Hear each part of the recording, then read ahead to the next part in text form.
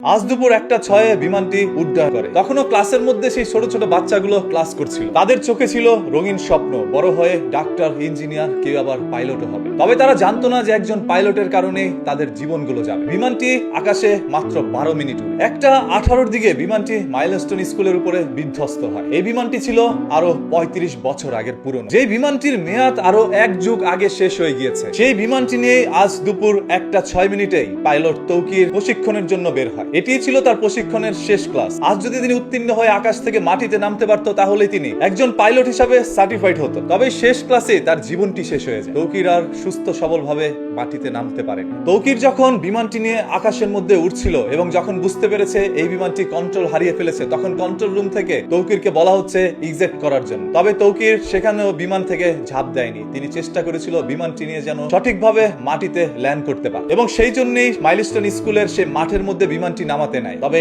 এর আগে বিমানটি মাইলস্টোন স্কুলের ছাদে পড়ে যায়। আর সেই ক্লাসের মধ্যেই ছিল আনুমানিক 100 থেকে 150 জন স্টুডেন্টস। ঘটনাটি ঘটার সাথে সাথে সেখানে প্রাণ হারায় প্রায় 25 জন শিক্ষার্থী এবং আহতের সংখ্যা 200-এরও অধিক। তখনও পাইলট তৌকির জীবিত ছিল। হসপিটাল মধ্যে নিয়ে যাওয়া হয় তাকে উন্নত চিকিৎসার জন্য, আর সেখানেই তার শেষ নিঃশ্বাসটি তিনি ত্যাগ করেন। আজকের এই মুমূর্ষু দৃশ্যগুলো আসলে কখনো ভাষায় প্রকাশ করতে পারবো না। আমি যখন দেখছিলাম সেই ছোট্ট ছোট্ট বাচ্চাগুলো রাস্তার মধ্যে দৌড়াচ্ছে এবং তার শরীর থেকে চামড়াগুলো উঠে যাচ্ছে, তখন সেই দৃশ্যটি দেখার পর কোনো স্বাভাবিক মানুষ আর সুস্থ থাকতে পারবে না। আজকে বাংলাদেশের সাধারণ মানুষ, আইন শৃঙ্খলা বাহিনী, সেই সাথে প্রত্যেকটি রাজনৈতিক মহল থেকে সবাই চলে আসছে তাদেরকে দেখার জন্য। তবে এখানেও কিছু অসুবিধা রয়েছে। একজন রাজনীতির নেতার পিছনে রয়েছে 50 থেকে 100 জন মানুষ। এইভাবে যখন 10-20 জন রাজনীতিবিদরা ওইখানে যাচ্ছে, তখন তাদের পিছনে শত শত মানুষের ভিড়, যেই কারণে উদ্ধার কর্মীরা সঠিকভাবে তাদের কাজটিও করতে পারছে না। এই রাজনীতির হাত থেকে কবে মুক্তি পাবো আমরা? যেখানে ছোট ছোট বাচ্চাদের প্রাণ যাচ্ছে, আর সেখানে আপনারা গিয়ে মজা নিচ্ছেন, নিজেরা নিজেদের রাজনীতির বিস্তার ঘটাচ্ছেন ওইখানে। এই দেশের ভয়ঙ্কর রাজনীতির হাত থেকে বাঁচতে পারেনি মাইলস্টোন স্কুলের শিক্ষার্থীরা। আসলে আমাদের এই স্বাধীনতার জুলাই কি শুধু